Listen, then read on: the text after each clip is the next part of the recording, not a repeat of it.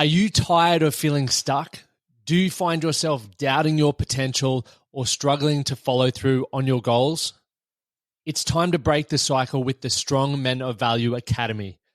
At our academy, we don't just talk about change, we make it happen. We provide you with the tools to create a clear vision for your life, backed by actionable goals that we'll tackle together every 12 weeks. Imagine ending this year with 4 major life accomplishments under your belt.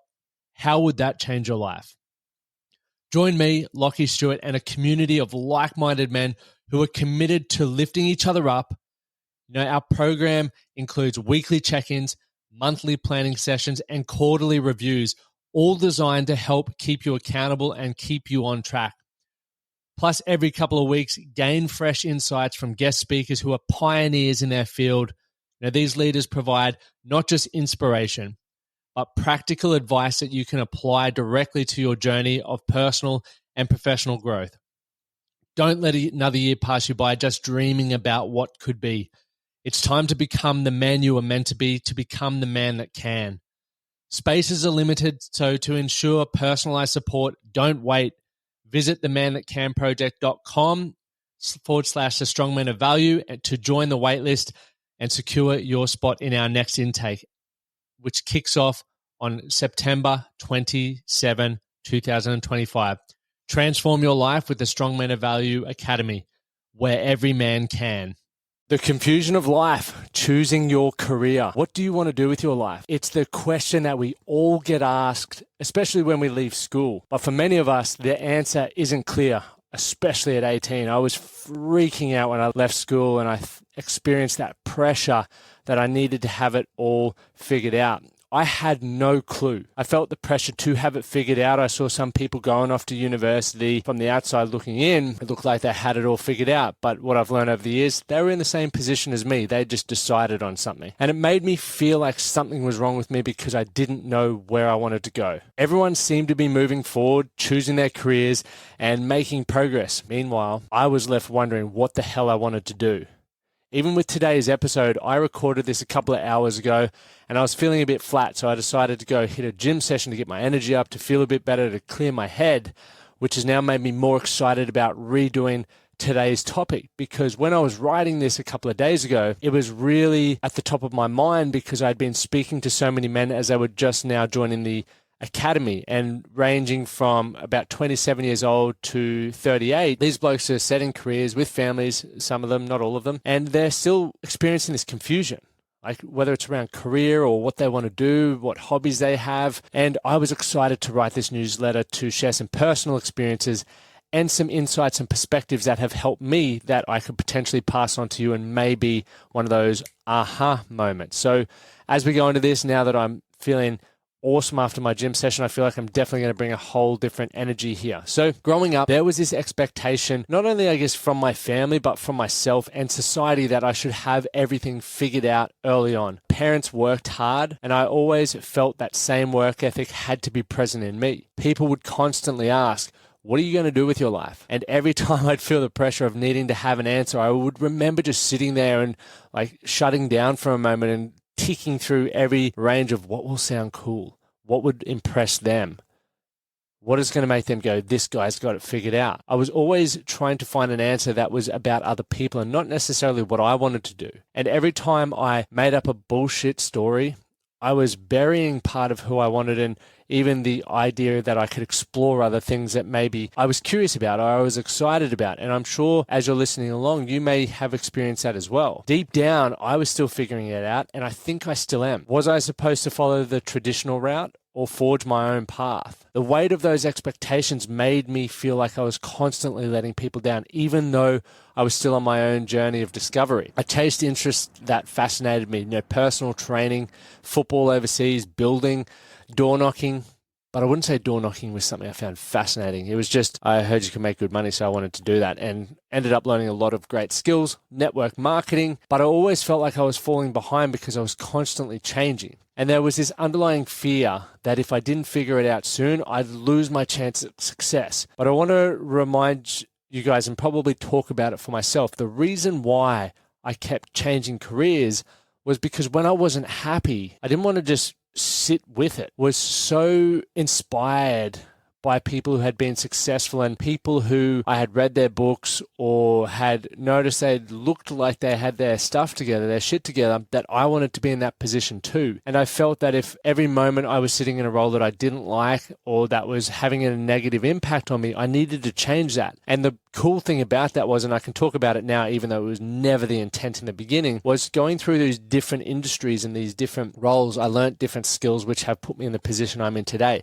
Now, I would love to be able to say I went into network marketing, door sales, building, carpentry, all of these sorts of things because I wanted to learn that specific skill because I knew 10 years down the track it would help me. That's not the case, but that's where I am at now. So if you're younger listening to that, maybe think about what skills you want to learn that will help you build the life that you want to live. Or if you're older and you're not happy, it's just like, what interests you? And if you don't know what interests you, just do something different and you're going to get feedback. What's the worst that could possibly happen? Society often pushes this idea that success comes from sticking with one thing, grinding away and becoming an expert. Now, becoming an expert is something that I believe we should do. However, the world has changed so much that the generations before us, where they did stay in their careers for 30, 40, 50 years, has now changed. Not only are employers seem to be just moving people on faster than ever, we also have a lot more opportunity. And I feel that because we can learn skill or knowledge is more readily available to us,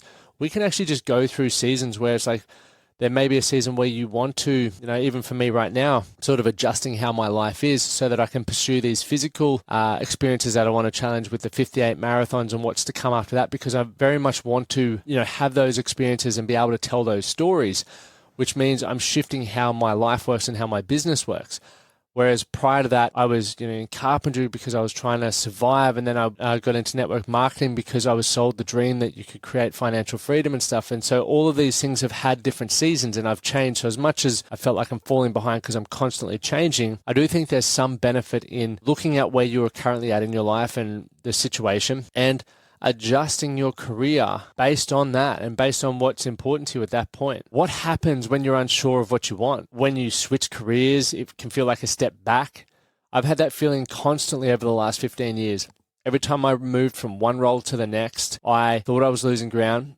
It wasn't just a career shift. It felt like I was losing my identity. The frustration of not knowing where I was headed hit hard, especially when I looked at my friends advancing in their careers, to the point where everyone was finishing university and I was still like scratching my head going, what on earth am I going to do? It impacted my confidence massively, my relationships, and even my mental health. I questioned myself constantly. Am I falling behind? Am I building something or am I wasting time? I would still remember when we'd go for a steak with my mates who just finished university. Some of them were, going into law, work as lawyers. Some were, doing their extra stuff as doctors or some had bricklaying businesses. And I would be sitting at the table and just listening to the challenges that they were having or the excitement of moving into that next phase of their career. And I was still really doing odd jobs trying to figure it all out. That really hurt. I really felt like a fucking loser, to be honest, because I didn't know what I wanted. I guess hindsight's a great thing where I now have a lot more experience than most people. And now that it's almost coming full circle, and I guess this is why potentially midlife crises may happen, because people sacrifice so many other experiences when they set themselves on one thing. Now, in some situations that works out really well for people, but I know there's a number of you listening to this who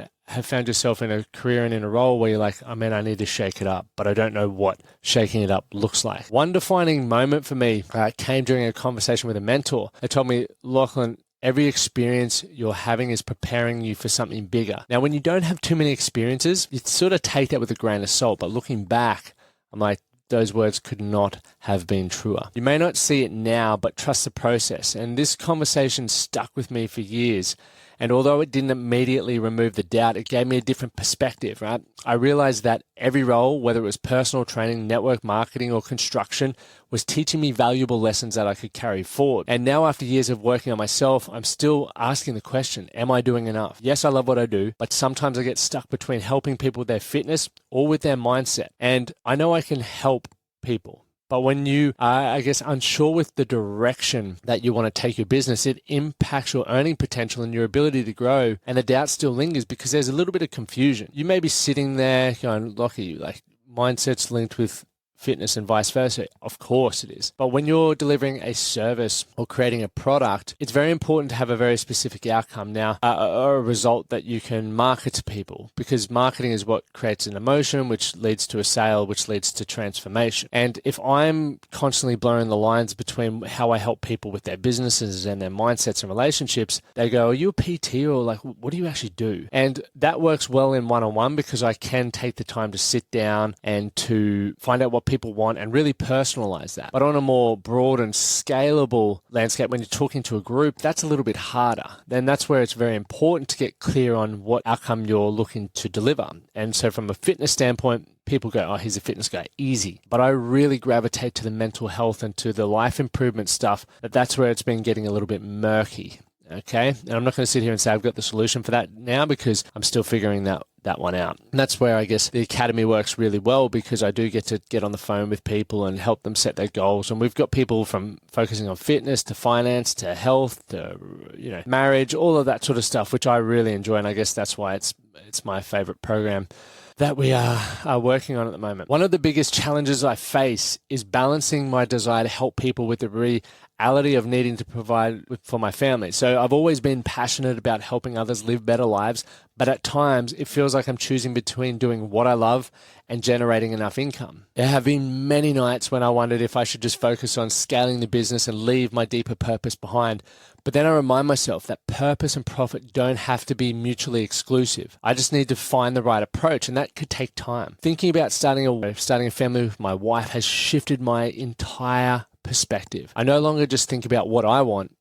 I think about the kind of life that I want to create for my wife and for our future children. There was a moment when I sat down with my wife and we had an honest conversation about our future. And it wasn't just about my business anymore. It was about ensuring that we had the financial security, a stable home, and the freedom to raise a family without the financial stress. And that conversation lit a fire under me, not only to grow my business, but to build the life that we could be proud of. And up until that point, I thought I had been doing that. Like, we've been living an awesome life, traveling around the world. Money's never really been an issue. If I were to be honest with myself and say, could that still be attained if we had extra responsibilities? It probably couldn't. And that was a tough pill to swallow, because I'm like, okay, well, maybe I've been building this. Well, I wouldn't say I've been building it wrong.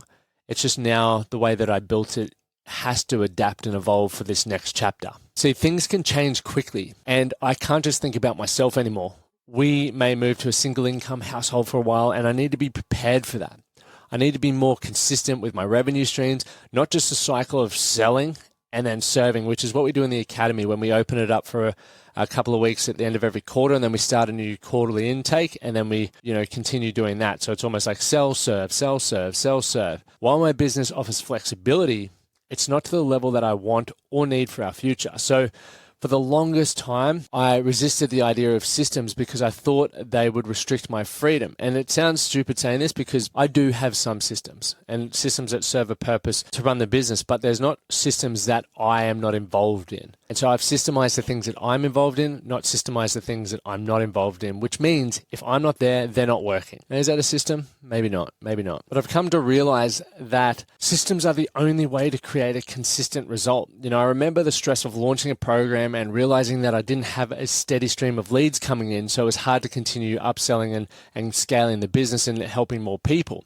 It felt like I was constantly or always scrambling, trying to sell while serving clients, and I knew something had to change. The more I've learned about building systems, the more I've seen how they can free me up to focus on what I love, helping people while still growing the business. In my journey, I've been very fortunate to have some incredible role models, and one of the most influential figures was a coach that I worked with early on. He showed me the power of resilience and how important it is to stay adaptable in business and in life. And little spoiler, I will be having him on the podcast over the next couple of weeks as well. So I'm very excited to have Troy back on there. So watching him balance his family life while running a successful business that involves a lot of travel gave me the belief that I could do the same. I've learned that the key is not perfection, but progress. Taking consistent steps forward, even when it feels like you're not moving fast enough. I also struggle with how I see myself. For some reason, I attach, not shame's probably not the word, I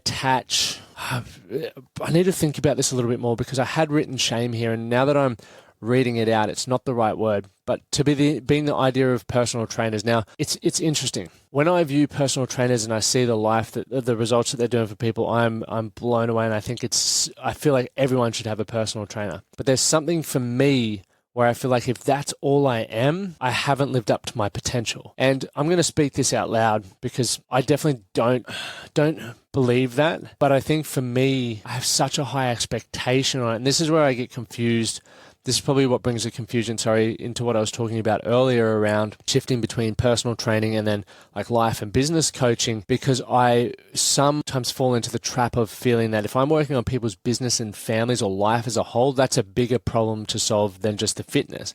But the fitness is such a key and core component that it needs to be addressed before any of the other stuff can be. So I'm going to not say that I feel shame. That's probably the wrong word. But I feel like I haven't lived up to my potential. So I want to keep growing that perspective. Now, I'm not sure if I just want to be labeled as a coach. As I said, I love the fitness sides of things and I love life coaching, but I feel like I'm just here for something so much bigger and I'm still trying to figure out what that is. And, that's where my life confusion comes in, because I know people see my life and the travel that I get to do and how fulfilling it is and the adventures that I have. And I'm super grateful for that. But there's still this internal fire burning to continue growing and to continue exploring what else is out there. And I hope for those of you who can resonate, you don't settle for that. You continue to grow and stretch and strive. And sometimes you're going to make mistakes. Like I could make mistakes moving forward from here, but I just know within that I have to do that to feel good about myself. As I think about the future, especially with a family in mind, my focus has shifted. My ideal business would bring in, X amount a year, mainly online. So I would have the flexibility to be a present father and also a supportive husband. And I don't need to build this legacy business that I thought I had to. My legacy is how I show up as a dad, as a husband, and as a friend. But to do that, I need financial flexibility, in my opinion. The ability to earn while still being available. I picture the future often. I imagine waking up and having the freedom to spend the mornings with my kids and taking them to school and being there for every moment. I see myself working on my business in a way that doesn't drain me but energizes me. Knowing that I'm providing for my family without sacrificing quality time that we have together. That's a life that I'm continuing to build. And while it's what drives me to put in the work and put it in now so that I can enjoy the balance later. Do not want to undermine that I am living a great life now, but just with the reality of where I'm at, I know that I need to step it up. So that's why I'm sort of going between I'm not there yet, but I'm also very grateful for where I am. And I'm sure a lot of you can relate. Definitely content with where you're at and you're grateful for where you're at, but maybe there's something more. Maybe you're ready to continue expanding, continue to stretch what's possible. So if you're in that similar situation, here's a few things that I've learned. The struggles, the shifts, the confusion, they've all contributed to a deeper understanding of what I value most. I'm grateful for the opportunity to grow, both personally and professionally. And I'm thankful for the support systems around me that has encouraged me to keep growing, even when things get tough. I've learned that resilience isn't just about grinding endlessly. It's about knowing when to adapt. It's about taking action that aligns with what matters most. For me, that's my family, and I want to create something that provides for us not just financially, but in terms of time, flexibility, and peace of mind. If you're in a similar situation, questioning whether you're enough or whether you're doing enough, remember that clarity comes from taking action. I've spent too much time and too long second-guessing myself and doubting my ability to grow my business. But now, with the responsibility of a family on the horizon, I'm ready to step up, and you can do the same. If you're feeling the weight of responsibility, whether it's for your family, your future, I challenge you to take the step forward. Maybe it's time for you to revisit your priorities and build new systems that allow you to grow. Whatever it is, don't wait until you feel ready. Start now. Take the action that your future self is going to thank you for. The journey might be tough, but clarity comes from movement. Let's move forward together. And gents, I'm opening up the wait list to the Life Design Blueprint, which is going to be a 4-week program. It's going to be $200. It will be run weekly live with me. Now, the purpose of the Life Design Blueprint is to help you gain more clarity and understanding around what you want and then get you towards creating the plan to move forward, which once again, if you get a great plan and you have, a battle plan ready to move forward, I'm going to invite you to join the Academy where we help you action that when the next intake's open. My name's Lachlan Stuart. As always, do something today to be better for tomorrow. See you on Monday's episode. Thank you for listening to the Man That Can Project podcast. My name is Lachie Stuart, and I hope you enjoyed this episode and found it helpful. If you did, please take a moment to rate and review the Man That Can Project on your favorite podcast platform. And don't forget to subscribe to stay up to date with our newest episodes. We'll see you again next time.